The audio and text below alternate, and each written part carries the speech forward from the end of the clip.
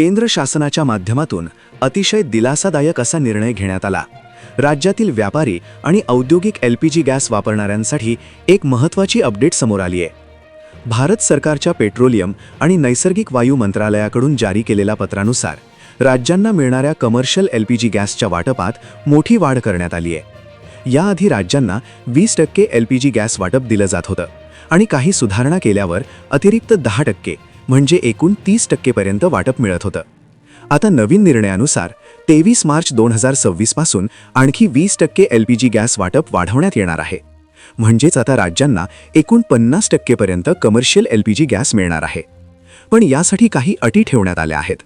हे अतिरिक्त LPG gas प्राधान्याने हॉटेल्स, ढाबे, रेस्टॉरंट्स, कॅन्टीन, फूड प्रोसेसिंग आणि समुदाय स्वयंपाकघरांना दिलं जाईल। सर्व ग्राहकांनी LPG गॅस कंपन्यांकडे नोंदणी करणे अनिवार्य आहे। तसेच भविष्यात PNG म्हणजे पाईप गॅस वापरण्यासाठी अर्ज करणेही आवश्यक आहे। या निर्णयामुळे व्यवसायांना मोठा दिलासा मिळणार असून गॅसची उपलब्धता सुधारण्याची शक्यता आहे।